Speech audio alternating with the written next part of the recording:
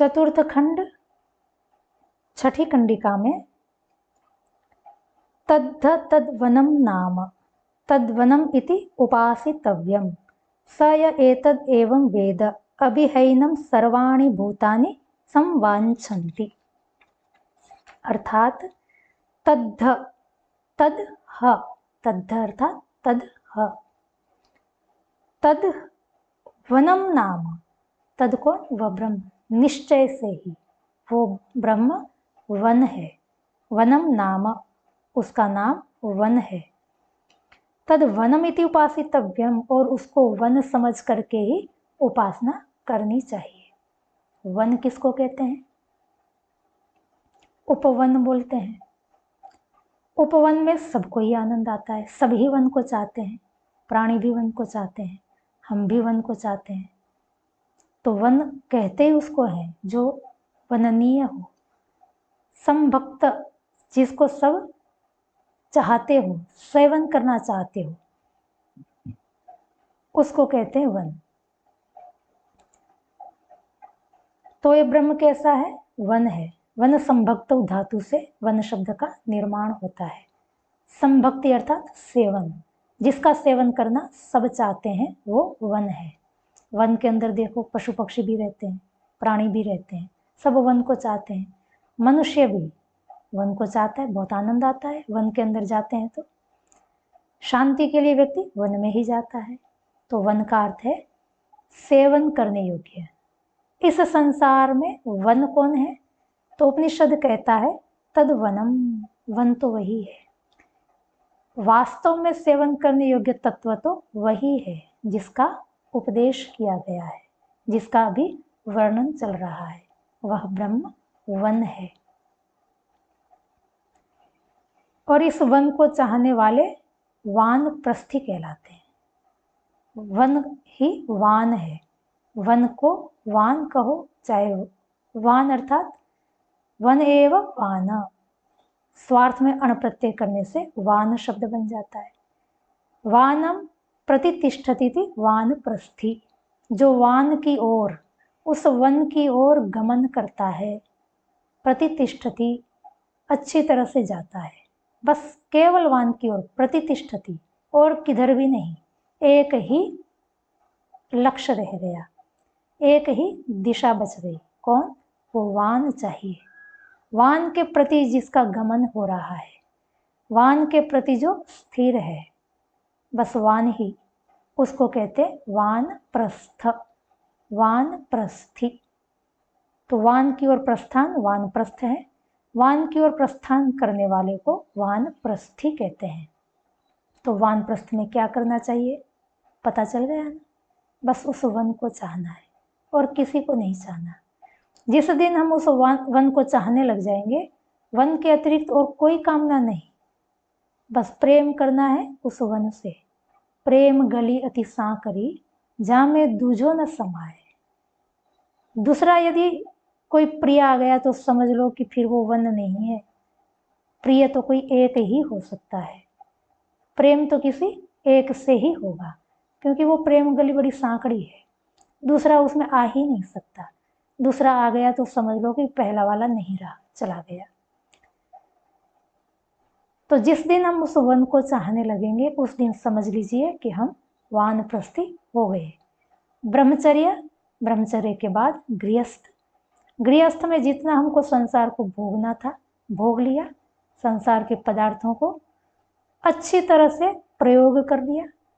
अब वानप्रस्थ में जाकर के चिंतन करना है कि इतने अद्भुत पदार्थ जिसका भोग करके हम थक नहीं जाते थे, और इच्छा, और भोग करते रहे, और भोग करते रहे, पदार्थों को छोड़ने की इच्छा नहीं हुई थी। इतना सुंदर संसार जिसने बनाया वो कौन है? और जैसे जैसे हम चिंतन करते जाएंगे, ऐसे ऐसे ही हमारा प्रेम उसके प्रति बढ़ता जाएगा, और धीरे धीरे वो हमारे लिए वन हो जाएगा और हम वानप्रस्थी हो जाएंगे। तो तद वनम नाम तद वनम इति उपासितव्यम, वो वन है और उसको वन के रूप में समझ करके उपासना करनी चाहिए। उसके रूप तो बहुत हैं, अनंत गुण कर्म स्वभाव होने से उसके नाम भी अनंत है। पर यहाँ पर ऋषि कहते हैं कि उसको वन समझ करके उपासना कर, वही वर्णनीय है, वननीय है, वही सेवनीय है, वही प्राप्तव्य है, और कोई प्राप्तव्य नहीं है। कुछ भी क्रियाकलाप करें, इसका मतलब ऐसा नहीं है कि अब हम चलो जंगल में चले जाएं, कुछ भी काम धाम नहीं करना, बस उसी को ही खोजते रहेंगे, ऐसा नहीं है। कर सके तो बहुत अच्छा है, बहुत उत्तम है कि सब कुछ छोड़ के हम जंगल में चले जाएं, बस उसकी ही खोज करते रहें। ऋषि का तात्पर्य इसमें है कि हम जो भी क्रियाकलाप करते हैं, खाना पीना उठना बैठना, जो भी कारोबार करते हैं, उन सब में वरेण्य तो हमारा वही रहना चाहिए। हमको सतत याद रहना चाहिए कि ये सारी सामर्थ्य जो कुछ भी मेरे पास है वो उसने दी है, और जैसे ही हम ये देखेंगे कि सब कुछ तो मुझे उसी ने दिया, तो उसकी दया, उसकी कृपा हमें दिखाई देने लगेगी। और जो हमारे प्रति इतनी दया कर रखता हो, हमारे प्रति इतनी कृपा हो, उसके प्रति हमें द्वेष कैसे हो सकता है? वही तो हमारा प्रियतम होगा। स्वाभाविक वो प्रियतम हो जाता है जिसके प्रति हमारे, जब हमको पता चले कि इसके कारण से मेरा अस्तित्व है, यही मेरा सर्वस्व है, तो हमें हर व्यवहार में उस वन को खोजना है। तद वनम इति उपासितव्यम, उसको वन समझ करके उपासना करनी है।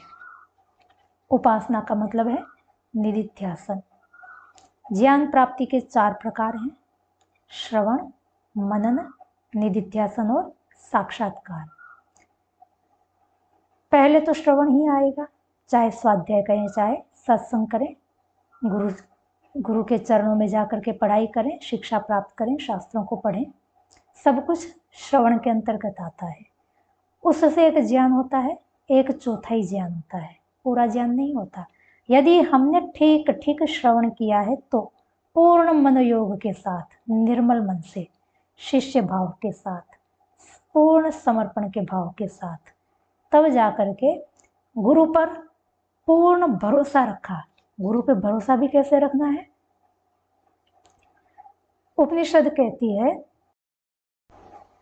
यस्य देवे परा भक्ति यथा देवे तथा गुरौ तस्य येते कथिताः अर्था प्रकाशन्ते महात्मनः। अर्थात उस देव में, परब्रह्म में, जिसकी परा मतलब अंतिम छोर की, और उससे बढ़कर के और कुछ नहीं हो सकता।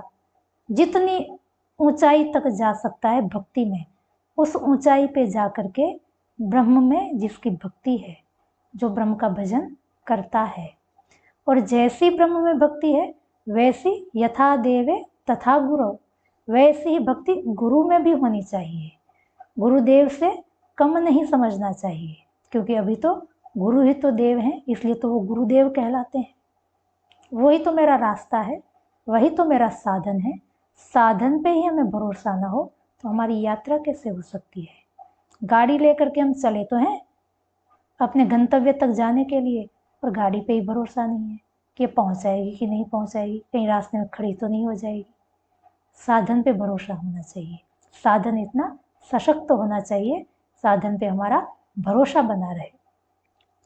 तो जैसी देव में भक्ति है वैसी भक्ति हमारी गुरु में होनी चाहिए, तब जा करके ये जो गूढ़ रहस्य हैं, शास्त्रों के रहस्य, वो प्रकाशित होते हैं। उस उमा उसको प्रकाशित कर देती हैं। तो ये श्रवण काल है। श्रवण काल में गुरु के प्रति, गुरु ब्रह्मा गुरु विष्णु गुरुर्देवो महेश्वर, गुरु साक्षात परब्रह्म, इस भाव के साथ हमें गुरु के शरण में जाना चाहिए, गुरु के सानिध्य में जाना चाहिए, और पूर्ण समर्पण के साथ जो बात गुरु कहते हैं उसको सुनना चाहिए, पर वो गुरु भी होना चाहिए। ऐसा नहीं कि कोई भी गुरु हो गया। गुरु तो वह है जो वेद की बात को यथावत जानता हो और यथावत कहता हो। गुरु की भी कसौटी करनी है, ऐसे ही नहीं लेना है। तो श्रवण काल गुरु से प्राप्त विद्या शास्त्रों से प्राप्त विद्या, स्वाध्याय सत्संग से प्राप्त विद्या, ये श्रवण काल की विद्या है।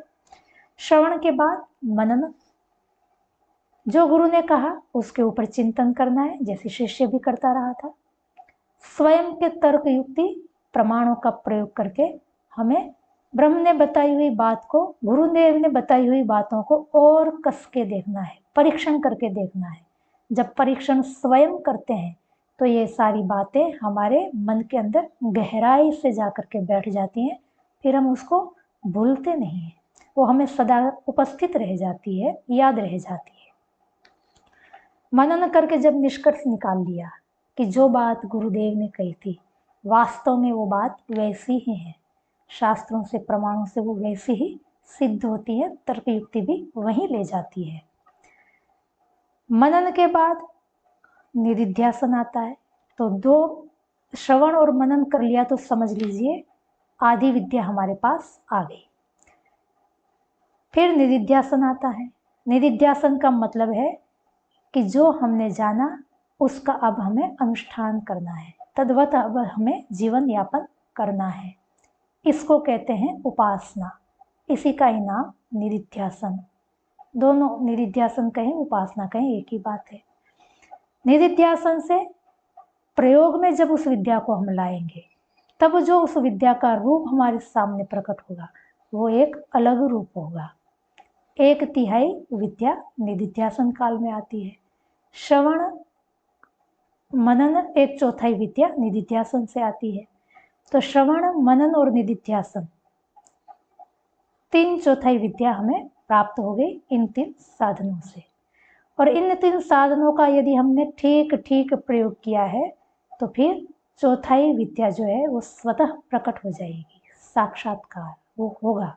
वो करने की चीज नहीं है, वो होने की चीज है। करना तो हमें उपासना है, उस ब्रह्म की उपासना। संसार के पदार्थों की उपासना तो स्वतः ही चल रही है, उसकी उपासना करने की हमें आवश्यकता नहीं है।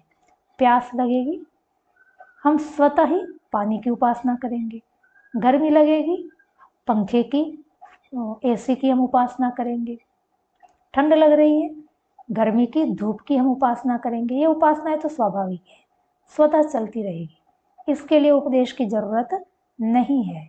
ऐसी उपासना तो प्राणी भी कर रहे हैं, पशु पक्षी भी कर रहे हैं, कीड़े मकोड़े भी कर रहे हैं, कीट पतंग भी कर रहे हैं, कोई विशेष नहीं है। हम इन जड़ पदार्थ की या जो ब्रह्म भिन्न पदार्थ हैं उनकी उपासना कर रहे हैं, कोई बड़ा काम नहीं कर रहे हैं। जो नहीं कर रहे वो है ब्रह्म की उपासना। इसलिए शास्त्र हमें बार बार कह रहा है ब्रह्म की उपासना करो। और किस रूप में? वनम, वो वन है, वही सेवनीय है। मनन इतना गहरा करो, इतनी अच्छी तरह से इस ब्रह्म के दृश्य काव्य को देखो, तर्क युक्ति प्रमाणों के द्वारा इतना चिंतन गहराई में ले जाओ कि संसार में सेवनीय और कुछ रहे ही ना, केवल ब्रह्म ही बच जाए। हमारा निष्कर्ष, हमारा निर्णय, हमारा मंतव्य ये हो जाए कि बस ब्रह्म के अतिरिक्त और कोई सेवनीय नहीं है। उस स्थिति में जब पहुंचेंगे और बाद में जब निधिध्यासन करेंगे, सतत इस बोध को हम बनाए रखेंगे और इस बोध में हम हर व्यवहार में जीते रहेंगे, तो स्वतः ही ब्रह्म हमें साक्षात हो जाएंगे, प्रकट हो जाएंगे। इसलिए गुरुदेव ने कहा कि वो वन है निश्चय से, तद ह अर्थात निश्चय से, वही वन है और तू उसकी वन समझ करके उपासना कर। स या एतद एवं वेद, जो इस ब्रह्म को इस रूप में जानता है। किस रूप में? वन रूप में, वननीय, संभजनीय, सेवनीय रूप में जानता है। अभिहैनम सर्वाणि भूतानि संवांछन्ति। प्रायः वेद शब्द का अर्थ उपनिषद में उपासना है। यहाँ पर भी स या एतम एवं वेद, वेद अर्थात उपासना करता है। वन समझ करके जो उपासक उसकी उपासना करने में लग जाता है तो उसको लाभ क्या होता है? ब्रह्म दर्शन से पहले ये लाभ हो जाता है। क्या लाभ होता है?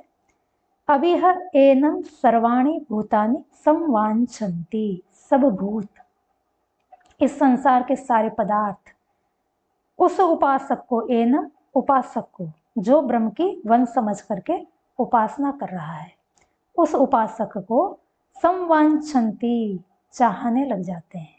हम ब्रह्म को चाहते हैं, संसार हमें चाहता है, जड़ जगत भी, चेतन जगत भी। हमारी आवश्यकताएं पूर्ति होती रहती है। हमको हमारी आवश्यकता की पूर्ति के लिए, इस शरीर की रक्षा के लिए कहीं जाने की आवश्यकता नहीं पड़ती। पदार्थ स्वयं हम तक पहुंच जाते हैं जो हमारे लिए आवश्यक हैं। क्यों? क्योंकि वो माँ है। जिसको हम वन समझ करके उपासना कर रहे हैं वो मेरा पिता है।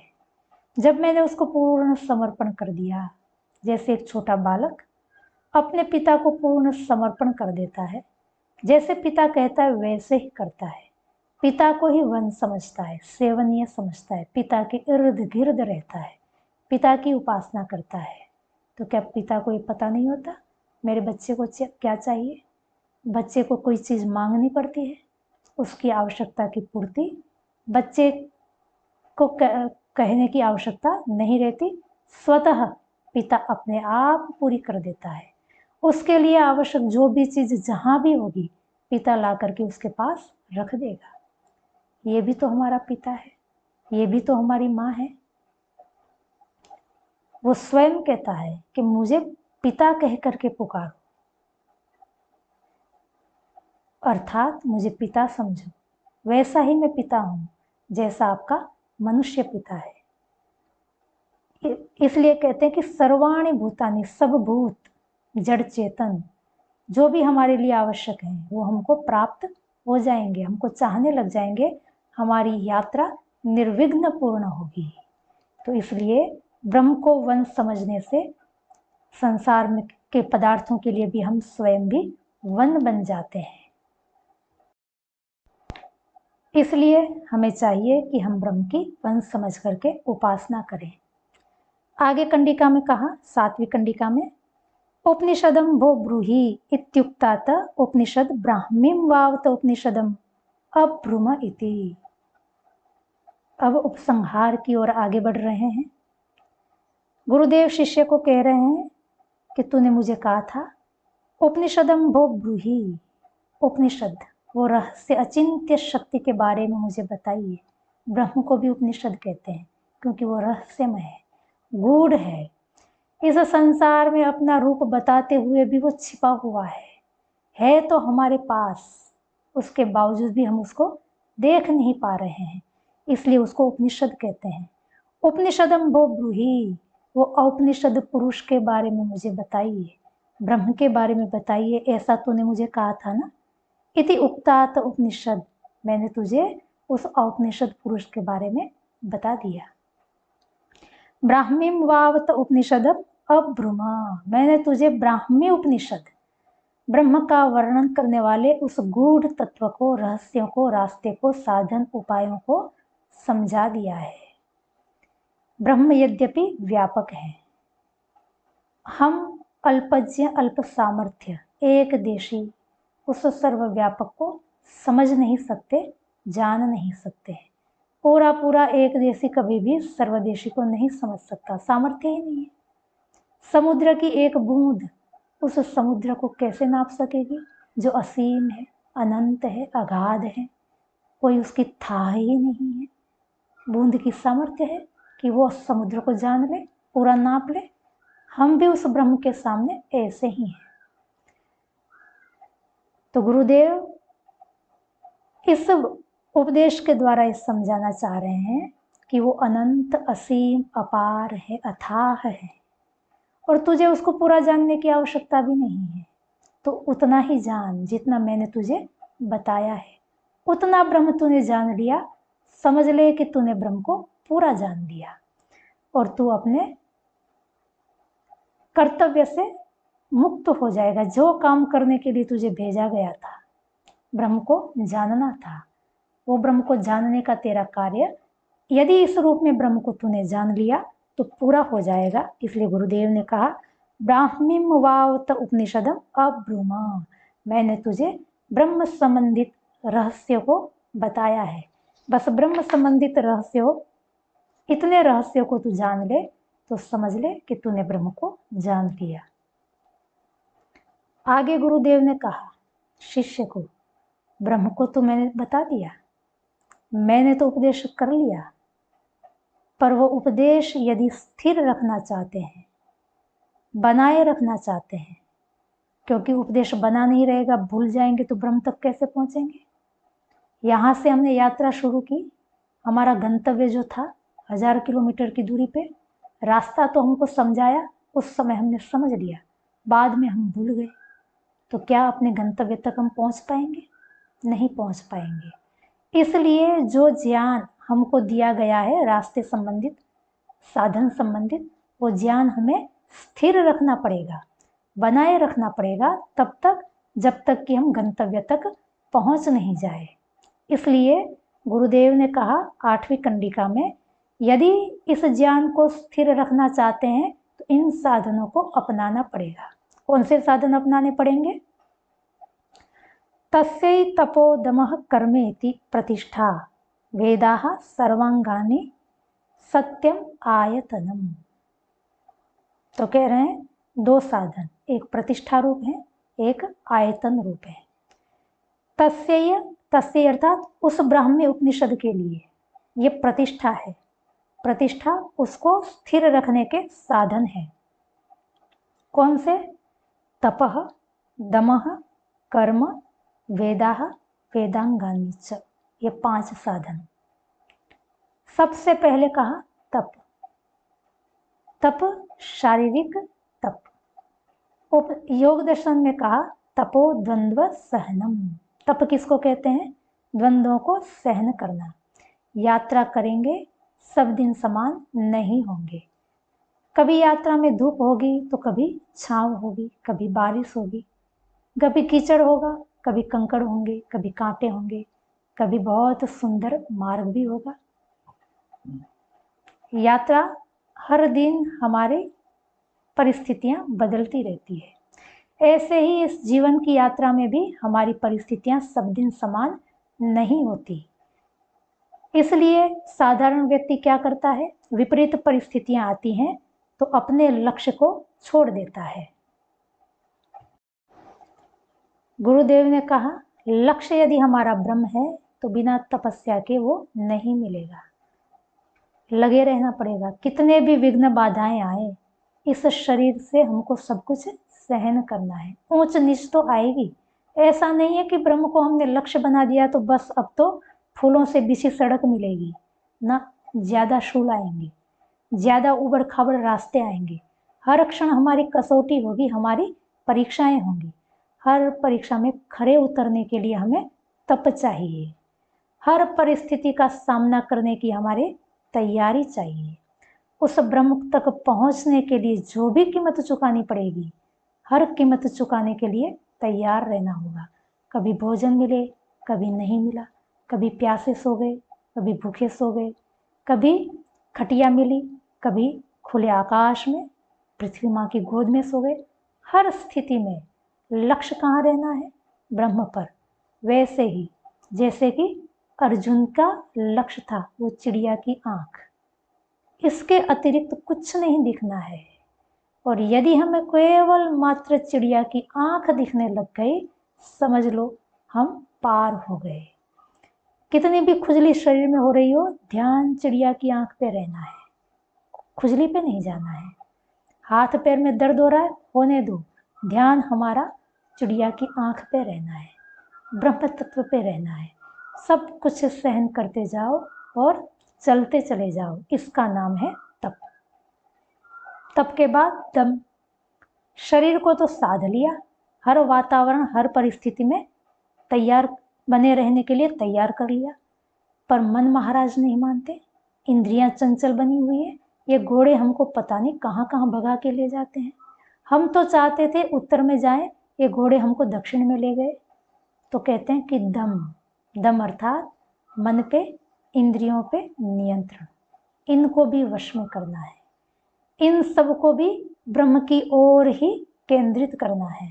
ऐसा नहीं कि हम चाह तो ब्रह्म को रहे हैं पर मन हमको कहीं ले जा रहा है। इंद्रियां हमको रूप दिखाती है, रंग दिखाती है, रस दिखाती है, शब्द सुनाती हैं, और हम उसी में खींचे चले जाते हैं। सब घोड़ों को बांध के रख दो, सब घोड़ों को अपने वश में कर लो, नियंत्रण में कर लो। वश में आया हुआ घोड़ा देखो फिर मंजिल तक कैसे पहुंचा देता है, सेकंडों में पहुंचा देगा, तब जब वो हमारे नियंत्रण में है।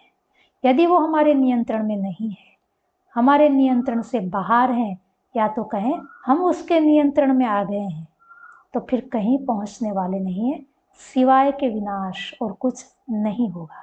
तो कहते हैं तप, तप के बाद दम। यदि उस विद्या को हम स्थिर रखना चाहते हैं, उसके बाद कर्म। कौन से? निष्काम कर्म। यदि लक्ष्य ब्रह्म है तो हमको निष्काम कर्म करने पड़ेंगे, कामना से परे उठ करके काम करने पड़ेंगे। न तो वित्तेषणा, न लोकेशना, न पुत्रेशना, कोई कामना नहीं, बस एकमात्र कामना ब्रह्म। इसके अतिरिक्त कोई काम नहीं, हर काम उसको ब्रह्म के लिए करना है। ब्रह्म का आदेश है, ब्रह्म का ये काम है, मैं ब्रह्म का सेवक हूँ, इसलिए मुझे वो काम करना है। ब्रह्म ने मुझे इस काम करने के लिए नियुक्त किया है। पूरी ईमानदारी के साथ सारे क्रियाकलाप करेंगे, पर ब्रह्म भाव में रहते हुए निष्काम भाव से करेंगे। वेदाहा वेदांगानि च, वेदांग 6 हैं, 6 वेदांगों सहित वेद, ये भी प्रतिष्ठा है। रास्ता तो वेद ही बताएंगे। अंतिम लक्ष्य तक, ब्रह्म तक पहुंचने का रास्ता केवल मात्र वेद में है, इसलिए हमें सतत वेद का स्वाध्याय करना है। ब्रह्म संबंधित जो उपदेश हैं उसको हमें सतत सुनते रहना है, और वेदांग सहित सुनने से ब्रह्म वेदांग वेद के यथावत अर्थ करने में सहयोगी है। यदि वेदांग का हमें बोध नहीं है तो वेद के ठीक ठीक अर्थ हम नहीं कर पाएंगे। अगला व्यक्ति जो हमारा गुरुदेव है, हमको समझा रहे हैं, वो भी ठीक समझा रहे हैं कि नहीं, तभी हम समझ पाएंगे जब वेदांग हम समझ पाए होंगे, और तभी उस गुरुदेव में पराभक्ति जो देव में थी ऐसी भक्ति जगेगी। इसलिए अंग सहित वेद, तप, दम और कर्म, ये प्रतिष्ठा है। यदि ये हमारे पास है तो ये ब्रह्म विद्या स्थिर रहेगी, और इन सब का आधार सत्य है। सत्य यदि जीवन में नहीं है, इन सब के होते हुए भी ब्रह्म विद्या प्रकट ही नहीं हो पाएगी, वो रहती सत्य में है। इसलिए पूर्ण ईमानदारी, निष्कपटता, ऋजु व्यवहार, एकदम सरल व्यवहार हमारा होना चाहिए। कहीं भी कुटिलता नहीं होनी चाहिए, वाणी से, मन से, शरीर से एकत्व हो जाना चाहिए। तो सत्यम आयतनम, ये उसका घर है ब्रह्म का, वो सत्य में छिपा है, सत्य में रहता है, इसलिए हमको सत्य का सहारा लेना होगा। आगे 9वीं कंडिका में कहा, यो वा एताम एवं वेद अपहत्य पापमानम अनंते स्वर्गे लोके जे प्रतितिष्ठति प्रतितिष्ठति। गुरुदेव ने कहा, यो वा एताम ब्रह्म विद्याम, जैसी हमने बताई उसी रूप में समझता है, तप, दम, कर्म, अंग सहित वेद और सत्य को जीवन में धारण करता है। अपहत्य पापमानम, उसके सारे पाप नष्ट हो जाते हैं। पाप को नष्ट करके वह उपासक अनंत स्वर्गे लोके जे सर्वश्रेष्ठ अनंत जो स्वर्गलोक है अर्थात ब्रह्मलोक, तृतीय धाम, उसमें प्रतितिष्ठति, प्रतिष्ठित हो जाता है। प्रतितिष्ठति 2 बार पढ़ा। इस ब्रह्म विद्या की समाप्ति का द्योतक है 2 बार कथन करना। इस तरह केनोपनिषद के माध्यम से ऋषिदेव ने, तवलकार ऋषि ने गुरु शिष्य के संवाद के रूप में हमें उस ब्रह्म का आधिदैविक आध्यात्मिक रूप बताते हुए उस ब्रह्म की प्राप्ति के उपाय क्या हैं, किस तरह से हमें चिंतन करना है और किन गुणों को हमें धारण करना है, जिससे कि हम अपने अंतिम लक्ष्य तक पहुंच जाए, उसका उपदेश किया। केनोपनिषद का स्वाध्याय हम बार बार करते रहें, इस विद्या को हम बार बार आवृत्ति करते रहें, दोहराते रहें, और कोशिश करें, प्रयास करें कि औपनिषद जो धर्म है तपः दमः कर्म निष्काम कर्म वेद वेदांग सहित और सत्य हमारे जीवन में उतर जाएं, अवतरण कर जाएं, हम उनको धारण करें। आप सबका धन्यवाद। आर्य संदेश टीवी का धन्यवाद जिन्होंने हमें केनोपनिषद का स्वाध्याय करने का अवसर दिया। वाणी को विराम। ओम शांति।